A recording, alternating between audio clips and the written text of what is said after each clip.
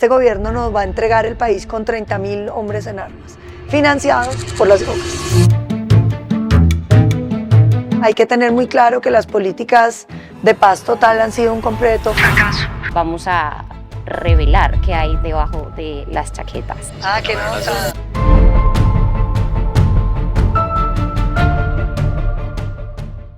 Hola, hoy estamos poniéndole la cara a los jóvenes. Vamos a tener una conversación muy honesta con una población muy importante en Colombia, que son los jóvenes. Más de 13 millones de jóvenes entre los 14 y 28 años habitan este país. Y hoy nos reunimos con muchos jóvenes y con muchas jóvenes para hablar honestamente de las problemáticas que están rodeando a la juventud en Colombia. Esto no es un enfrentamiento, no nos vamos a confrontar, vamos a conversar y vamos a poner sobre la mesa temas honestos, temas reales y temas que pues están preocupando a la juventud. Hoy estamos con la candidata presidencial Paloma Valencia, me acompaña Juanse. ¿Cómo está, Juanse? Nos vamos a retroceder a la juventud. Bueno, usted está en plena juventud. No estaría acá. Yo siento que voy pasando. Ya casi. Sí, ya casi. ¿Cómo le va? ¿Cómo está viviendo su juventud? Bien, Cata. ¿Usted? Yo bien. Y me siento muy identificada con todos los temas que vamos a tocar hoy en Poniéndole la cara a los jóvenes. Así que entremos en materia de una vez, rompamos el hielo, porque ya sabemos que los temas políticos y demás nos pueden poner un poquito tensos, pero vamos a relajarnos, así que démosle la bienvenida a la candidata Paloma Valencia. Hola, Paloma, ¿cómo está? Juanse, hola, un saludo para ti, para todos, feliz de estar aquí. Bueno, Paloma, ¿usted qué hacía cuando tenía 20 años, cuando estaba en la universidad? Tengo un hueco, voy a ir a relajarme, ¿qué hacía? Uy, muchas veces me fui a dormir porque trasnochaba mucho. ¿Por qué trasnochaba? No, yo soy nerda. ¿En serio? Yo soy nerda y sigo siendo nerda. Sí, estudiaba mucho y entonces sí, a veces me iba y me dormía por ahí en cualquier sofacito en la universidad. Catalina, ¿qué hacía usted cuando tenía 20 años? Uy, cuando yo tenía 20 años, a ver si me acuerdo. En ese momento estaba en la universidad, gozaba con mis amigos, bebía con mis amigos. Buen plan. Me iba de fiesta con mis amigos y por supuesto también estudiaba. Yo creo que uno a los 22 de la tarde miraba el reloj, ya están llamando lista en la tienda para pedir la primera. Claro, que uno llegaba temblando los parciales por la rumba del día anterior. Paloma, sí, con honestidad. ¿En algún momento durante la universidad, en sus 20 años, en una rumba, le ofrecieron marihuana? Sí, claro. Uno tiene muchos amigos que meten no solo marihuana, mucha cosa. Pero yo a esta tierna edad jamás me he emborrachado ni he metido drogas. ¿En serio? En serio. Bueno. Gente aburrida. No, Oh, no. maneras de vivir. Paloma, entonces, ¿sí o no a legalizar la marihuana de forma recreativa en el país? Hoy está legalizada, usted puede consumir, es legal. Pregunta si legalizamos que la vendan y la respuesta es no, porque nosotros no podemos empezar en el problema que hoy tenemos con el oro, que usted no sabe cuál es legal y cuál es ilegal. Y toda esa plata ilegal financia a quienes asesinan a los colombianos. Yo creo que uno tiene que tener claro cuáles son las prioridades de un país y hoy es poder no tener una droga que financie estructuras ilegales que le hacen daño a los colombianos en las ciudades y en los territorios. Bueno, muy bien, creo que hemos entrado ya a conocernos, a interactuar un poco más. Paloma, tenemos jóvenes de diversas regiones del país que hoy van a estar planteando y hablando y poniendo sobre la mesa problemáticas que viven de primera mano. Así que le voy a pedir a los primeros jóvenes que se pongan de pie para esta ronda de preguntas y vamos a revelar qué hay debajo de las chaquetas.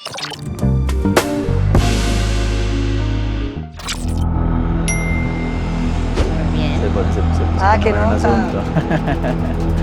Listo, perfecto. Esta es la dinámica. Entonces, como puedes ver, Paloma, los y las jóvenes que tenemos, pues cada uno tiene un tema en su camiseta. ¿Por cuál empezamos? Empecemos por la Amazonía, que es un tema tan significativo para este país. Hola Paloma, ¿cómo estás? Hola.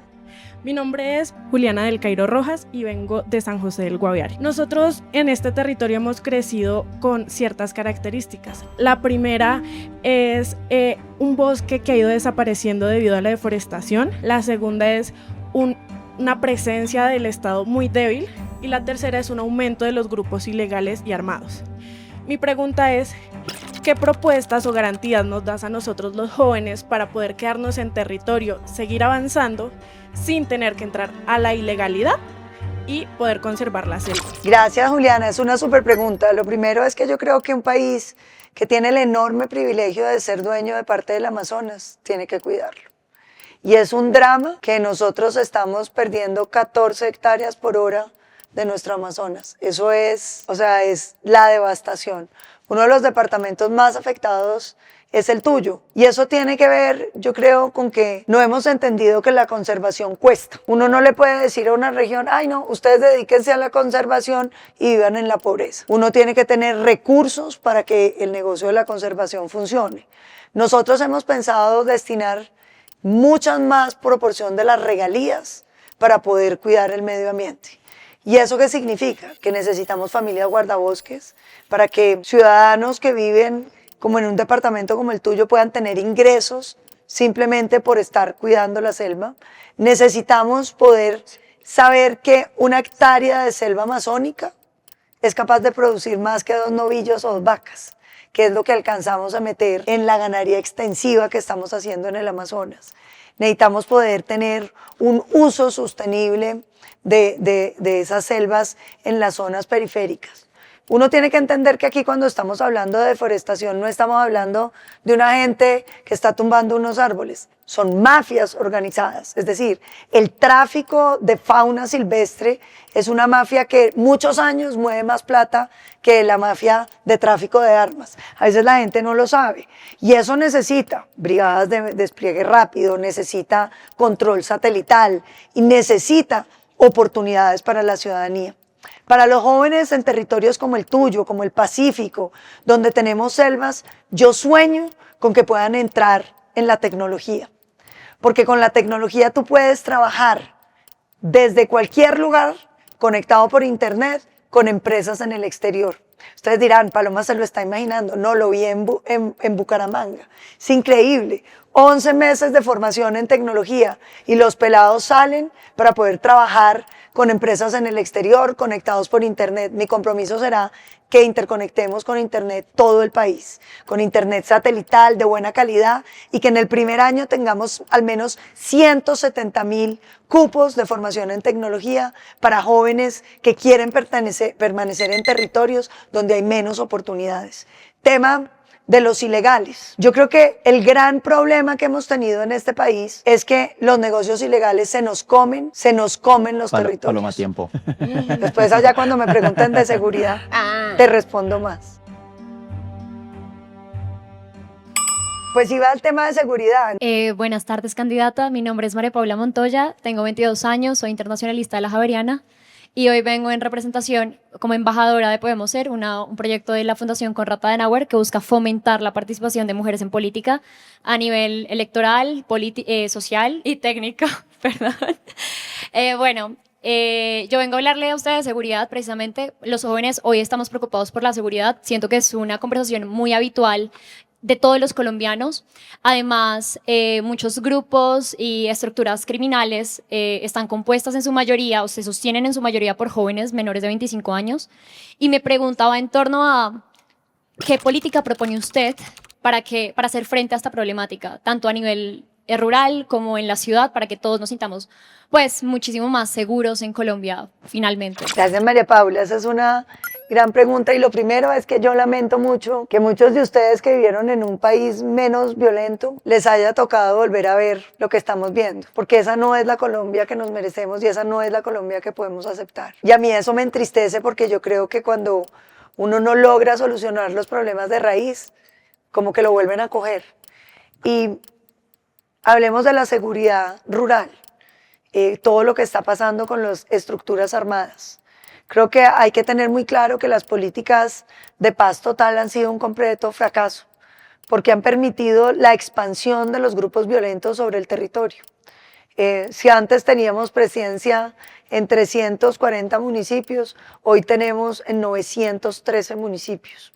Las estructuras armadas, todas, sin distingo, han aumentado su número de hombres en armas y este gobierno nos va a entregar el país con 30.000 hombres en armas, financiados por las drogas. Y ese es un tema que nosotros no podemos dejar de ver. Si una cosa es que usted tuviera unas estructuras armadas y otra cosa es que tenga unas estructuras armadas llenas de plata. Porque cuando usted tiene estructuras armadas llenas de plata, pues tienen capacidad de hacer muchísimo más daño que si fueran una cosa chiquita y minúscula. Por eso la política antidrogas en el país es absolutamente fundamental. Y hay que hacerla con sustitución forzosa, pero generosa. Forzosa, ¿por qué? Porque si usted está en un territorio donde están los violentos y dice, buenas, yo quiero erradicar, pues lo van a matar. Necesita ser forzosa para que el campesino mismo tenga esa protección. Y generosa porque tenemos que lograr igualar unos ingresos a esos campesinos para que no vuelvan a la ilegalidad. Y eso tiene mucho que ver con el tema de que el Estado tiene que lograr convencer a los territorios apartados de querer tener Estado. Porque cuando usted vive en un país donde no haya Estado, a la gente le parece hartísimo que llegue el Estado. Yo no sé si ustedes se vieron la serie de 100 años de soledad o se leyeron el libro. Cuando llega el Estado todo el mundo es como, pero este man, ¿a qué viene acá?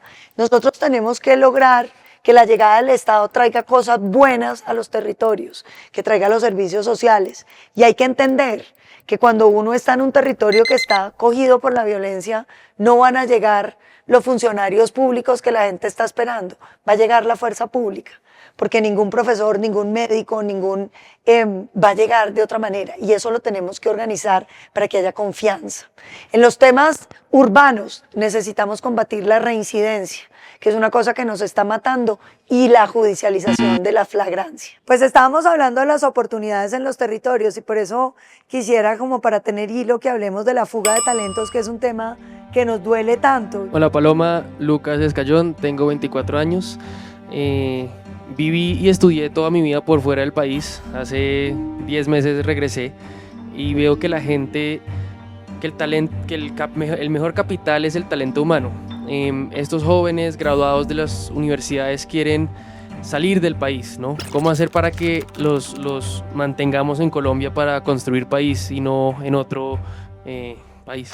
Pues Lucas, yo creo que esa es una cuestión horrible, porque cuando uno no logra organizar un país para que le dé oportunidades a su gente, pues la gente se va. Y cuando uno tiene malos gobiernos, expulsa a sus ciudadanos. Caso Venezuela, la gente termina teniéndose que ir para cualquier parte porque no hay oportunidades. Y yo creo que el reto de este país es generar oportunidades reales para que la gente se quiera y se pueda quedar. Llevamos más de 1,5 millones de colombianos que se han ido en los últimos años, de esos ya 80.000 con títulos universitarios. Y eso tiene que ver primero con la sensación de inseguridad y con la ausencia de uno poder ver futuro hacia adelante. Y yo creo que por eso hay que tomarse muy en serio la calidad educativa en la formación básica y media, que hoy está muy mal en el país. Es decir, los últimos estudios dicen que la calidad educativa solamente de quienes se gradúan después de que desertan el 45%, el 22%, o sea, menos de un cuarto, tienen formación aceptable en las 3 áreas de conocimiento: lectoescritura, ciencias y matemáticas. Entonces nosotros necesitamos mejorar eso. Lo segundo, las oportunidades una vez te gradúas. No nos está entrando y no la mitad de los pelados a tener oportunidades. Yo creo que hoy vamos a tener una gran ventaja de lo que yo ya hablé, y es las posibilidades de formación de ciclo corto, que es tal vez lo que se va a imponer en el mundo, porque las carreras largas pues ya ni las quieren estudiar los jóvenes, ni parecen ser una respuesta a las necesidades laborales que tiene el mundo, sino que vamos a tener que buscar cómo nos montamos en los temas tecnológicos. Creo que Colombia ahí tiene un enorme potencial, porque los colombianos resultamos buenísimos para la programación, resultamos buenísimos para temas de tecnología, y tenemos que hacer un esfuerzo, empezando desde la formación básica, para poder tener una empleabilidad, que es finalmente lo que tú quisieras. Es decir, uno estudia algo para poder conseguir un trabajo que le pague bien, y eso es lo que tenemos que construir. Un tema que termino, que cuando uno está en el 11, le digan cuáles son los trabajos que puede obtener para que uno tome decisiones informadas y no lo que le dijo el papá que estudiara. ¿Qué tal las preguntas de los jóvenes hasta ahora, Paloma? Súper chéveres, súper chéveres. Muy bien, vamos a Motivantes. continuar. Eso está muy bien. Recordemos que son más de 13 millones de jóvenes en Colombia, así que es una población muy importante la que tenemos hoy enfrente como representantes. Paloma, adelante. Pero ahí veo muchos temas que me parecen importantísimos, pero tal vez el mayor problema que tenemos hoy es nuestra crisis en la salud. Pueden tomar asiento, por favor. Buenas tardes, candidata. Mi nombre es Duván García, soy estudiante de Comunicación Social y Periodismo de la Universidad Central. Quisiera plantearle una realidad que viven y que han vivido muchos colombianos. Por ejemplo, mi abuelita lleva más de 3 años esperando una operación en una de sus piernas. Aunque ha asistido a todas sus citas médicas sin falta, la entidad no le ha dado respuesta y no le ha dado una solución oportuna. Tanto así que le han dicho que si quiere que su caso sea resuelto de emergencia, tiene que acercarse a una entidad particular, o sea que le toca pagar a ella para poder hacerse su operación porque la entidad no se lo va a cubrir. Teniendo en cuenta esto, creo que se le está dando claramente como el costo de la crisis es al paciente y no a la entidad, que es la que debería cubrirlo. Es por eso que quisiera preguntarle, si usted llega a la presidencia, ¿cuál sería la primera acción concreta que haría para que el sistema de salud sí funcione correctamente y que no tenga que pagar el paciente el costo de la crisis? Bueno, lo primero es que nosotros vamos a tomar 2 medidas de choque para poder recuperar la salud. La primera, una gran compra de medicamentos que permita que volvamos a tener inventarios y entregarle a todos los colombianos en todos los rincones de Colombia los medicamentos que están necesitando. Lo segundo, ustedes saben que la salud se viene pagando muy irregularmente porque no quisieron aumentar lo que valen los tratamientos y entonces venimos dejando, digamos, colgados los tratamientos en pago. Es como tener una salud como al fiado. La deuda acumulada del sector salud son, según la Contraloría, 32 billones, más 8 billones de medicamentos, más las pérdidas de las EPS intervenidas que pueden estar alcanzando más de 18 billones de pesos, que es lo que ha perdido la nueva EPS en estos 2 años de intervención. ¿Eso qué significa? Pues que es una deuda casi impagable. Como no nos van a quedar recursos, una de las cosas que vamos a hacer es titularizar la deuda. Y les explico. Esos son emitir bonos de deuda que vamos a tener que pagar de aquí a los siguientes 15 años los colombianos, pero que nos va a permitir decirle a todas las clínicas y hospitales, aquí tienen un pedazo de la plata y unos bonos para que puedan refinanciarse. Y mi compromiso es que en los 100 primeros días de gobierno vamos a desatrasar los 10 millones de procedimientos, enfermedades, operaciones, medicamentos que no se han entregado. 100 primeros días. Lo siguiente, necesitamos una UPC. La UPC es lo que se paga por cada colombiano en materia de salud. Hoy es igual, es decir, se paga lo mismo por vos que por tu abuelito. Y entonces las EPS lo que hacen es preferir los pacientes sanos que los pacientes enfermos. Nosotros queremos calibrar lo que se paga por cada colombiano de acuerdo a la enfermedad, de manera que sea tu abuelita la prioridad de todas las EPS y se la peleen, especialmente los pacientes con enfermedades crónicas, huérfanas y personas con condiciones de discapacidad, porque ahí es donde vamos a poder prestar un mejor servicio y crear hospitales padrinos con telemedicina para poder llevar salud a todos los territorios, incluyendo los que están apartados de los especialistas. Pues hablemos de vivienda. Hola Paloma, buen día. Mi nombre es Daniel Murillo. Tengo 25 años, vengo de una familia trucuana y mi mamá me sacó adelante trabajando como empleada de oficios varios. Tuve la oportunidad de estudiar ingeniería de sistemas en una universidad privada y es a lo que me dedico actualmente. La siguiente pregunta es, ¿qué propuestas realmente tienes para que jóvenes y madres cabezas de hogar puedan adquirir vivienda propia digna, ya sea en términos de financiación, subsidios y condiciones de acceso más justas? Me encanta esa pregunta, porque yo sí creo que Colombia necesita avanzar a ser un país de propietarios. Nosotros vamos a hacer varias cosas en materia de vivienda. La primera, devolver mi casa ya. Creo que fue un subsidio muy importante, que te daba un subsidio para la cuota inicial y que daba un subsidio que se llama el FRESH sobre la tasa de interés, de manera que la familia podía obtener la vivienda. ¿Qué está pasando con esa? Pues que lo suspendieron, pero sobre todo cubre solamente la población que gana más de un salario mínimo. Cuando las personas ganan menos, que es el caso de muchas de las madres cabeza de hogar del país, pues no logran porque no tienen cierre financiero en los proyectos. Tú vas al banco a que te aprueben el crédito y no te lo dan.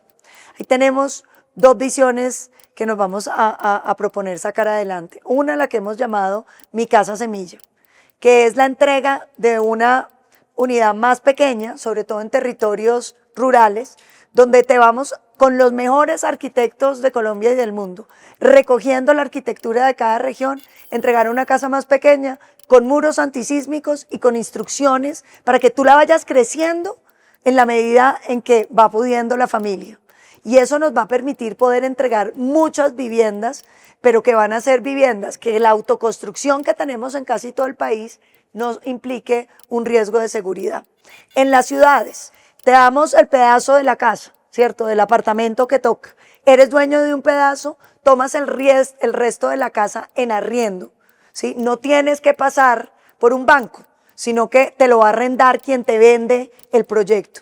Y todos los años, con unas cuotas que están incluidas, con el arriendo vas pagando el resto, de manera que en los 30 años lo puedas hacer. Y rápidamente, el sistema pensional que yo quiero es que todos puedan ahorrar aunque no tengan trabajo. Que uno pueda ahorrar desde el día que nace. ¿Cuánto? Lo que usted pueda. Que de cumpleaños pida más bien ahorro en su cuenta pensional. Que en el bautizo le regalen a los niños ahorro pensional. Yo me comprometo a poner la primera semilla, que son los 500.000 pesos para niños que nazcan en pobreza o en vulnerabilidad.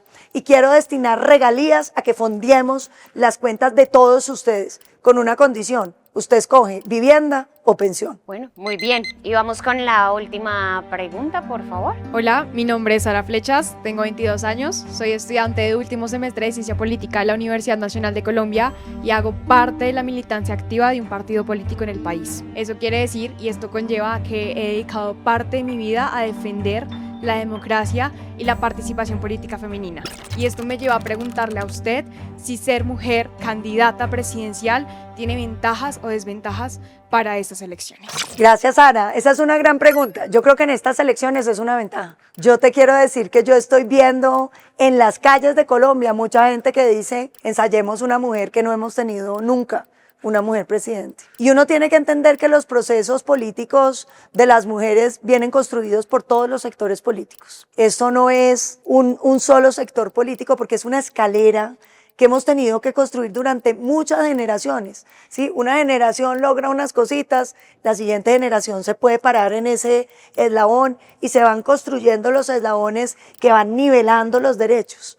Yo sí creo que hoy el país quiere una mujer en la presidencia y hay un sentimiento de que una mujer puede ser una alternativa distinta y atractiva para los colombianos. Pero sí te quiero decir que ser mujer en política es difícil, muy difícil. A mí me ha tocado desde que no te den la palabra y te digan, no, mijita, esta es una discusión de grandes, cuando en realidad no es de grandes, no es de edad, sino de hombres. Me ha tocado que si uno va a defender el proyecto, entonces creen que no es tan serio, ¿no? Que te menosprecian y comentarios desde cosas simples de gente que te acompaña en la política y te dice, ay, Paloma, usted tan inteligente y tan trabajador, lástima que sea mujer. Y yo pensaba, ¿cómo así que lástima que sea mujer? Y sí, digamos que ha habido un sentimiento de que las mujeres como que nos tocan ciertos oficios. Y yo misma descubrí que cuando llegué a la política, mis compañeros hombres eran capaces de decir muy fácilmente, yo quiero ser presidente, y yo no era capaz. No porque no quisiera, sino porque me sonaba como pretencioso, como si uno estuviera pidiendo algo indebido. Y yo pienso que esas son precisamente los techos de cristal que uno tiene como mujer, que los tiene que vencer. Porque los derechos de las mujeres, como todos los derechos, se van construyendo en la medida en que vamos logrando hacer cosas que rompen en esos techos y que nos convencen que sí se pueden hacer las cosas. Yo estoy convencida que Colombia va a tener presidenta mujer. Pues bueno, muy bien, hablamos de muchas problemáticas y realidades que viven los jóvenes y las jóvenes que nos acompañan hoy en Póngale la Cara a la Juventud. ¿Cómo lo ve, Juansi? Con sinceridad. Yo creo que están tirando factos, Sí, Catalina. están tirando factos los jóvenes. Paloma, ¿usted tiene presente el término facto? Usted tiene una hija joven. ¿Reconoce el término facto? No. ¿No? ¿Ustedes Ella está reconocen demasiado joven. ¿Ustedes reconocen el término? Sí. Vamos a hacer el ejercicio. Catalina, tíreme un facto, algo que usted diga, esto es un facto. Un facto como un hecho. Como un hecho. Como un hecho. Un pero, hecho. pero que, algo que todos sabemos, pero nadie se atreve a decir, por resumírselo de alguna manera. Catalina, Ok. un facto. Un facto. Pero esto es de mi vida, no de la... Un facto. O un facto mío, puedo contar. Bueno, un facto Ah, suyo bueno, me podemos gusta. jugar más o menos por ese lado. Algo que nadie sepa de mí. Por ejemplo, Paloma ahorita nos puede tirar un facto de alguien, de algo que nadie sepa de ella. Por ejemplo, mi facto es, yo soy periodista, pero cuando chiquita quería ser odontóloga. Odontólogo. ¿Y ese cambio? No sé, después quise ser nutricionista y terminé en el periodismo. Ok. Eso es un facto que nadie sabe. ¿Tienes un facto suyo, Juansi? Un facto mío. Voy a tirar un facto llevado a lo deportivo, ya que estamos en Listo. época de mundial. Yo no me considero un man hincha a morir de la selección Colombia, sino más del club al que sigo de mi ciudad. Que eso puede ser algo... ¿Qué es cuál? Que es Santa Fe. Ah, ok. Bueno, Paloma, ahora vamos a hacer el ejercicio con usted. Vamos a tirar factos. Algo que usted piense sobre los jóvenes, pero que no se puede decir en campaña.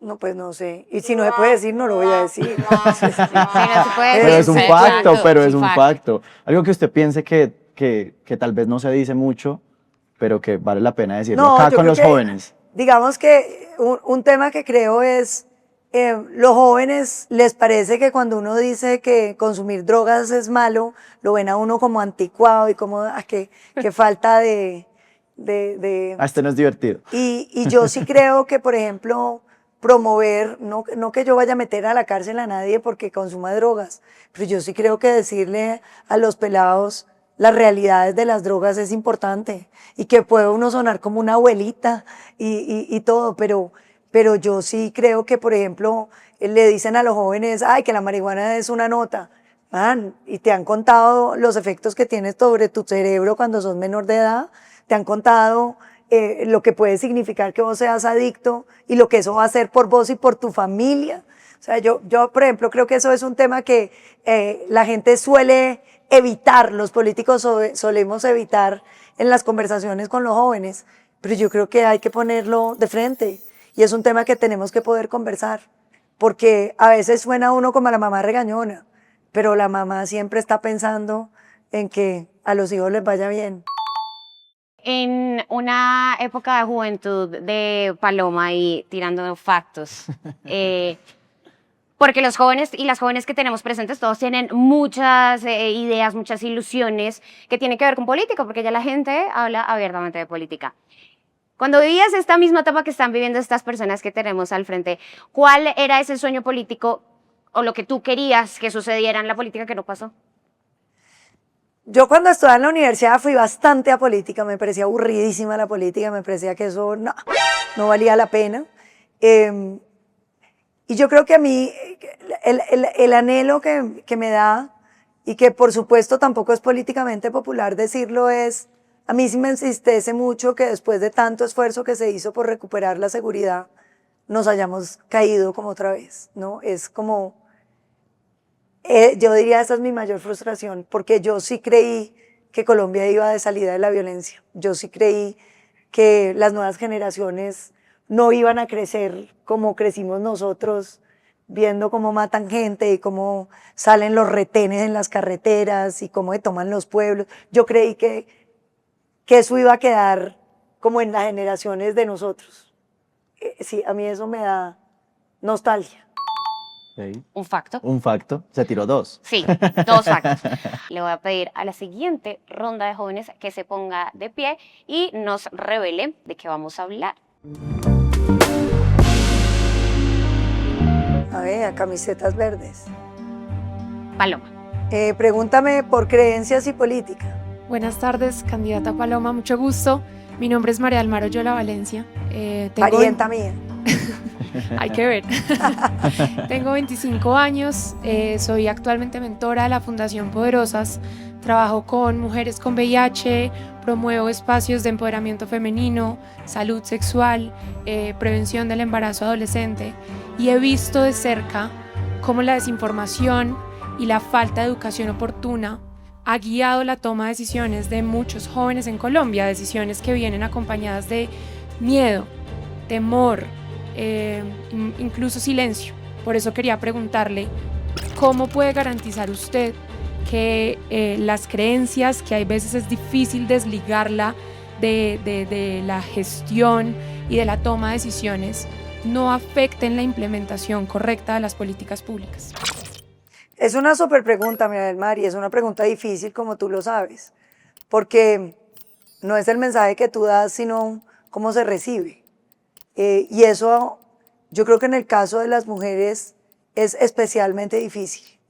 Yo creo que hay que entender que las mujeres colombianas sufren una serie, sobre todo en su juventud, una serie de retos muy grandes en torno pues, a la violencia intrafamiliar que hay y a la búsqueda de salir rápido de las casas, que promueve mucho embarazo adolescente en el país. Una de las cosas que es para mí impresionante de las cifras de embarazo adolescente colombianas, que son de las más altas de nuestro continente, es que la gente está buscando tener un bebé, pero que después uno queda embarazado y lo dejan botado y que los papás dicen al hijo, les preguntan por el hijo y yo no lo crié, y les toca salir adelante solas.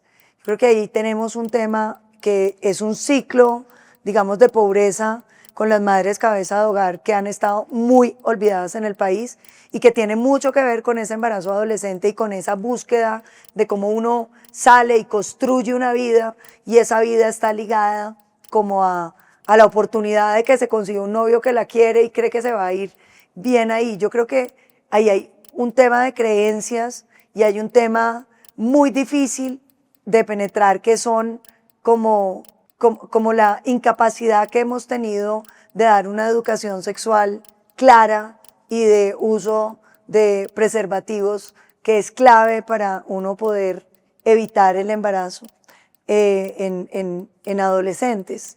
Y tomé ese tema porque tal vez es el que más me preocupa de las cosas que tiene el país.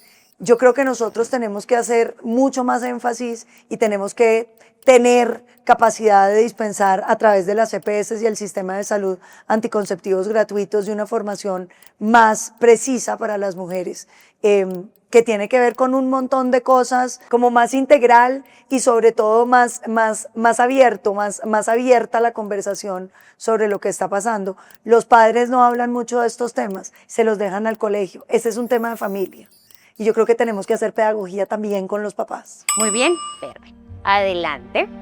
Hola Paloma, bueno, mi nombre es Isabela Vargas, tengo 25 años y hago parte de Movilizatorio. Es una organización que trabaja construyendo narrativas para la transformación social.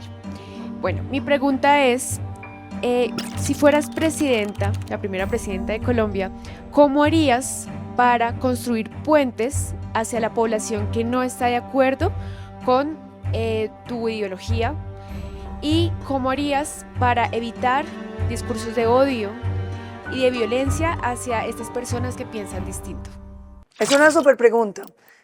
Y digamos que es un reto para todos los colombianos, porque nosotros estamos muy acostumbrados a odiarnos entre nosotros. Y es muy difícil uno poder pasar esa página y pensar que uno puede querer y puede convivir y puede no maltratar gente que no piensa como uno. Y es difícil. Yo tengo una fórmula vicepresidencial que en muchas cosas es distinta a mí. Y nomás haberla elegido, la gente decía, no, eso no se puede. Tiene que ceder el uno o tiene que ceder el otro. Y no es verdad. Uno no tiene que ceder para reconocer la dignidad de otra persona. Y yo creo que yo en esto he ido mejorando mucho en todos los largos años de política. Yo, por ejemplo, hoy puedo sacar un proyecto en el Congreso votado por todos los partidos políticos y es mío. Y cuando el Pacto Histórico quiere sacar un proyecto, viene y habla conmigo, porque yo sí creo que el diálogo es importante y que muchas veces uno cree que los discursos y que hacer acuerdos va a ser imposible, pero cuando uno entra al detalle, resulta que a ti te importa esta cosa y a mí me importa esta otra, y las dos pueden estar y convivir juntas sin hacerse daño. Yo creo que hay que tener hábito de conversación, hay que tener paciencia para lograr acuerdos y hay que tener respeto por quienes no piensan como uno. Yo creo que la palabra respeto es una palabra que tenemos muy en desuso los colombianos y que nos toca sacarla. No hacer del otro una caricatura. No de una vez cerrarse los oídos para no oírlo. Oírlo, que a uno no le va a pasar nada si uno quiere una persona que no piensa como uno. Yo creo que es un hábito que los colombianos tenemos que empezar a desarrollar, porque Colombia tiene que ser más grande y eso significa que podamos caber todos tal y como somos. Y esa es la Colombia que yo creo que tenemos que construir entre todos. Bueno, muy bien, ya vamos entrando hacia la parte final, porque estamos poniéndole la cara a los jóvenes, Juanse. Catalina, yo quiero hablar de una palabra que es los errores. Todos hemos cometido errores en la vida, ¿no? Hay errores muy grandes y hay errores muy pequeños. Voy a dar un ejemplo de errores pequeños que yo he cometido. Estar con la chica que me gusta y buscar el beso en el momento que no era. Ahí no manejé los tiempos, cometí un error pequeño. Pero también hay errores muy grandes que pueden costarme, por ejemplo, hacer copia en un parcial y me tiré la materia. Y hay otros muchos más grandes. ¿Usted ha cometido errores? Por supuesto que he cometido errores. Cuéntame uno. A ver, errores.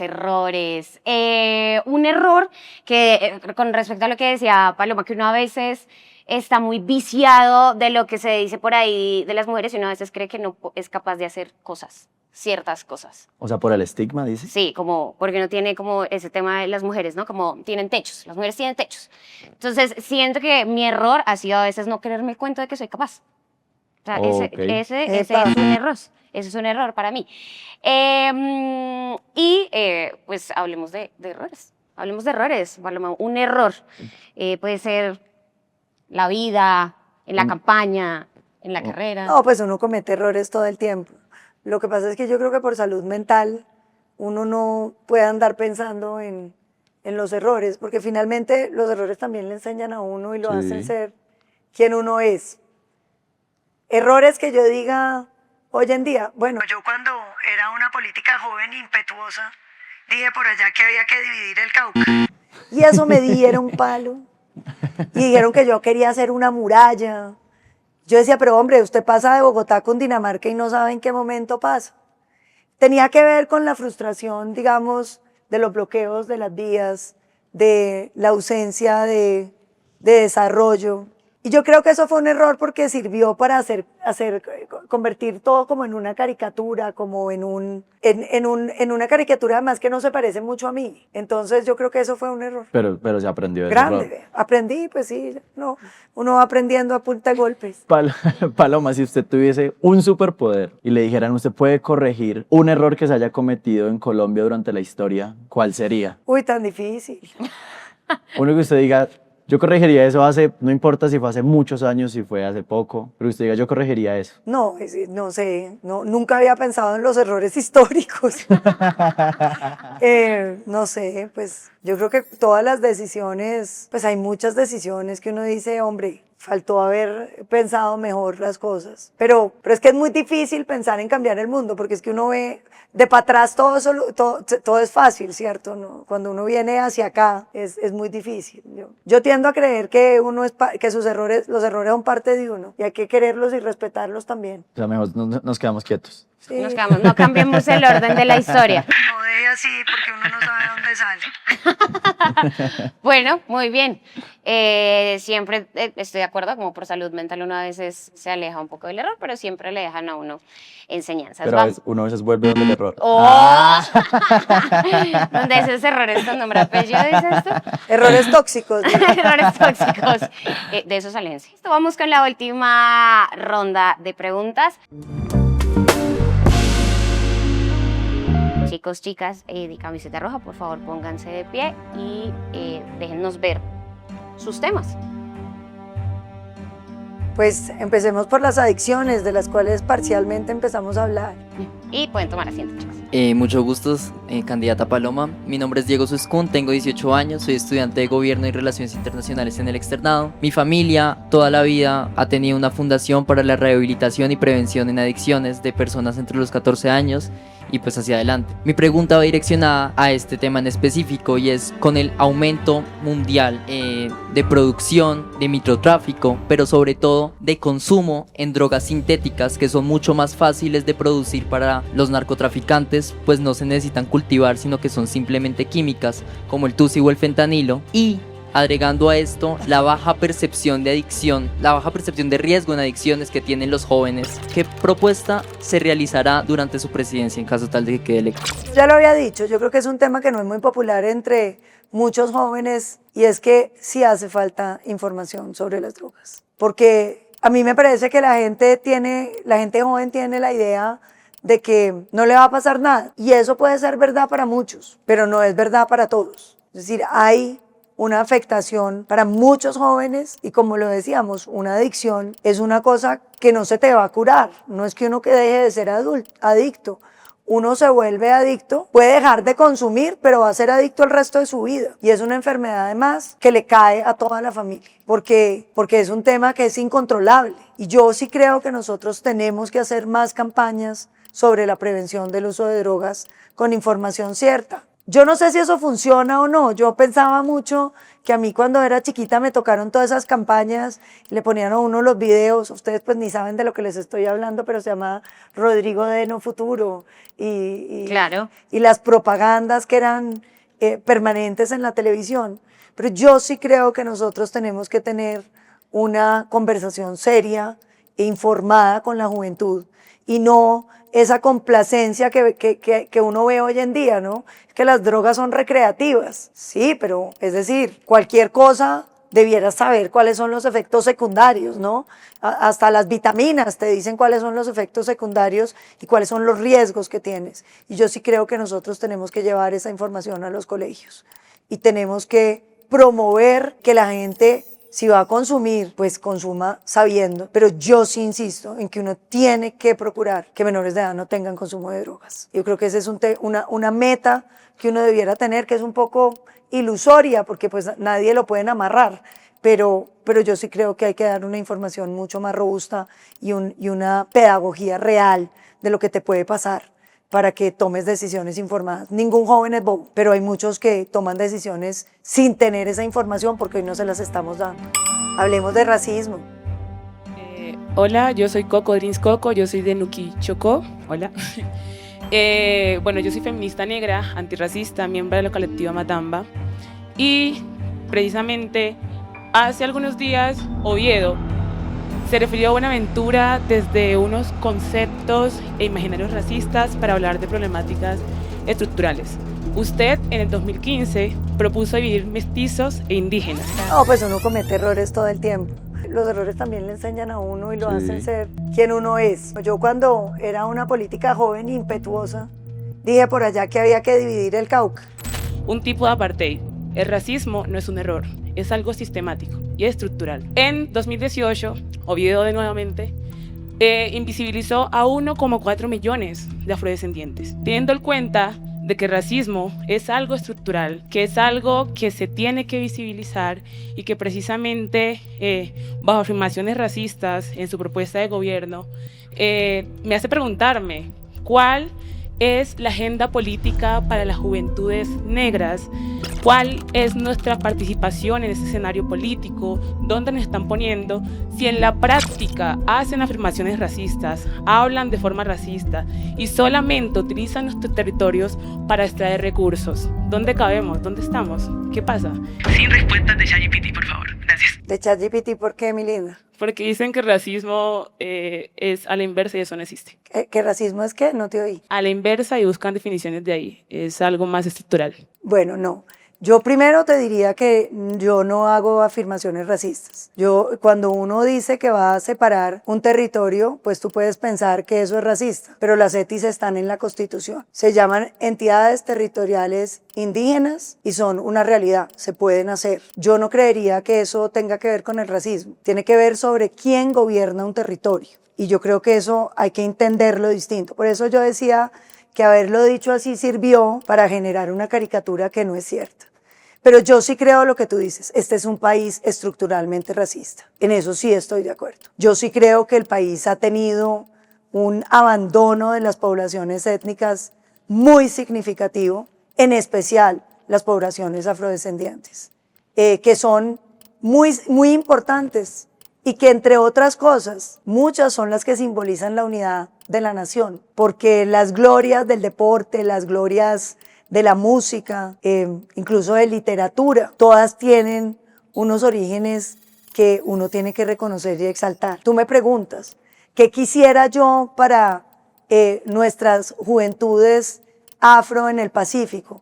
Yo quisiera oportunidades en tecnología, quisiera emprendimientos, quisiera que pudiéramos terminar la carretera que comunica el Chocó con Antioquia, que yo creo que es fundamental para que podamos conectar el Chocó. En el tema de Buenaventura, a mí es que me duele que no tenga agua todavía y que no hayamos podido solucionar un problema de violencia estructural como la que está viviendo, con unas bandas criminales que le ponen a uno límites y horarios de salida y de entrada. Yo sí creo que nosotros tenemos que tener una gran agenda para todo el Pacífico colombiano, que tenga calidad en la educación. El Pacífico además tiene una cosa impresionante, y es que es muy estudioso. Cuando uno lo mira comparativamente con otros departamentos, es muy estudioso.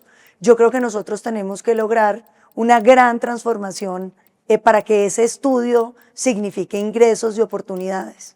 ¿Y qué papel o qué les vamos a dar en el gobierno?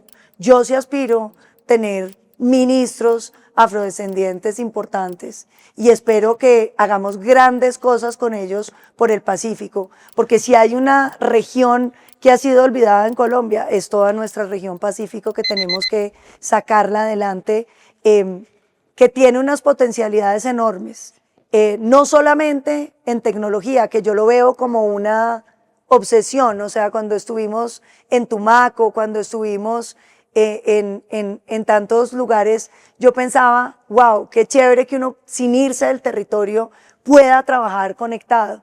Yo creo que eso es un tema fundamental. Y una cosa que necesitamos para el Pacífico, vivir sin miedo, que no haya esas bandas criminales y que la subsistencia del Pacífico no dependa de los negocios ilegales. Yo quiero legalizar la pequeña minería y hacer unas grandes cooperativas y una gran empresa que ayude a la minería de la región Pacífico a que sea propia, pero al mismo tiempo que podamos combatir la gran minería criminal que está acabando con los ecosistemas estratégicos del Pacífico. Yo ya había hablado de las regalías. Yo pienso que gran parte de las regalías que vamos a destinar a la conservación ambiental tienen que ir para preservar las selvas del Pacífico y para que las comunidades del Pacífico puedan participar en los programas turísticos, que hay que integrarlos con todo lo que traen, los biches, las artesanías y todo eso, pero además que tenga que ver con las posibilidades reales de desarrollo para las comunidades y la conservación. Y vamos con la última pregunta, por favor. Hola candidata, buenas tardes. Mi nombre es Luciana Saavedra, tengo 16 años y estoy en grado 11. Soy parte de Poderosas y mi pregunta es algo relacionado que todas las mujeres enfrentamos acá en Colombia e internacionalmente. Y es para saber su percepción si usted llega a ser la presidenta de este país. ¿Cuál va a ser su política y propuesta para evitar y disminuir el acoso y abuso que enfrentan las colombianas y sobre todo en el gobierno? Muchas gracias. Yo creo que la revolución del Me Too, como la llaman en todas partes, pues es un cambio cultural muy importante. Porque la verdad es que el mundo se ha acostumbrado a que uno podía decirle cosas a las mujeres que trabajaban con uno, y si eran subordinadas todavía más, ¿sí? Se les podía decir cosas, se las podía tocar, se las podía acosar. Y claro que el Me Too ha traído una relevancia de la mujer que es fundamental, y es la posibilidad de que esa mujer pues se la respete. Y nosotros tenemos que procurar que eso suceda. Nosotros hemos sacado varias leyes sobre el acoso y sobre la creación de todo el tipo de, ¿cómo se llama?, de procedimientos que tienen que tener tanto las empresas como las instituciones para poder canalizar las denuncias de las víctimas. Y yo creo que ese es un tema que es absolutamente importante, porque en la medida en que uno logra implementar eso, pues logra realmente que podamos tener una cultura que respete a las mujeres, que respete los subalternos, que respete las estudiantes y los estudiantes, ¿no? Porque el tema del acoso no es solamente, sí, mayoritariamente contra las mujeres, pero no solamente. Por ahí hay un caso, ¿se acuerdan?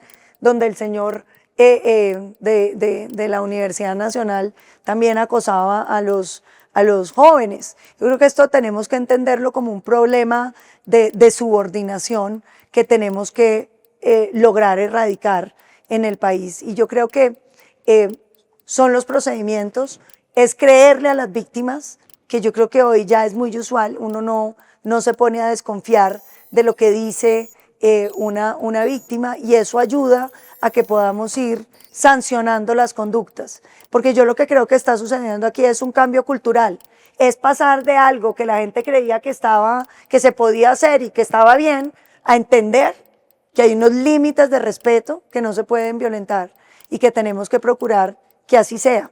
La mujer colombiana le toca muy difícil porque la contratan menos, le pagan menos y además después la acosan. Y una mujer colombiana corre más riesgos en la casa que fuera de ella. Todas esas cosas son las que tenemos que ir construyendo en esta escalera de los derechos femeninos que tienen que llegar a su plenitud y que vamos a trabajar en ese sentido. Bueno, pues hemos terminado con las preguntas. A todos y a todas ustedes, muchas gracias. Temas muy interesantes se pusieron sobre la mesa. Y pues, Paloma, tenemos que seguir poniéndole la cara a los jóvenes. Recordemos que es una población importantísima y que los jóvenes están hablando de políticas y están poniendo las problemáticas de sus territorios al frente para que en algún momento se puedan resolver. Un mensaje ya para terminar breve, después de esta experiencia, después de conocer la diversidad en la juventud que tenemos aquí al frente. Paloma, un mensaje para ellos, para Vea, ellas. yo no me quedó tiempo, pero les garantizo que Juan Daniel Oviedo no es una persona racista. Todo lo contrario, pertenece a un segmento de la población que ha sufrido también muchas discriminaciones. Yo los invito a no hacer caricaturas de las personas. Los comentarios se pueden hacer y uno los puede recibir de la manera que uno quiera, pero fundamentalmente yo creo que uno recibirlos positivamente y no verle lo negativo ayuda a que podamos construir un país con menos odios y que podamos superar los problemas que sí son reales. ¿Para qué nos inventamos más problemas si tenemos unos que son de verdad? Yo creo que está muy bien la afiliación política de cada uno. De eso se trata la democracia. Pero yo los invito a que para honrar la democracia uno se tome en serio las personas. No las vuelva caricaturas.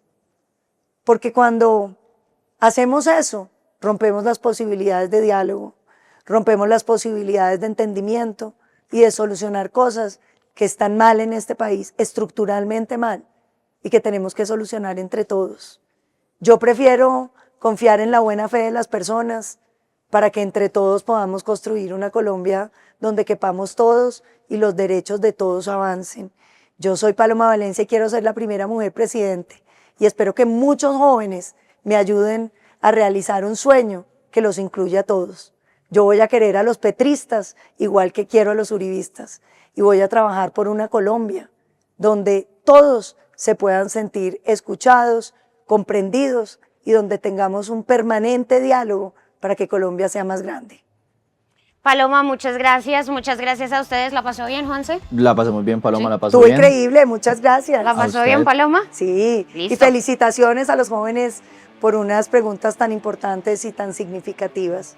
Yo me siento siempre muy feliz de que podamos conversar de unas generaciones a otras, porque finalmente todos vamos a vivir en este país y tenemos que sacarlo adelante para todos. Cata, y que este es el primer episodio, que es con Paloma Valencia, pero que además vienen muchos más episodios, muchos más formatos de la mano de Prisa y de los jóvenes, claro. y diferentes actores de la política en Colombia, candidatos, candidatas y de eso estaremos hablando en otro capítulo más de Poniéndole la Cara a los Jóvenes. Gracias y hasta la próxima. Súper.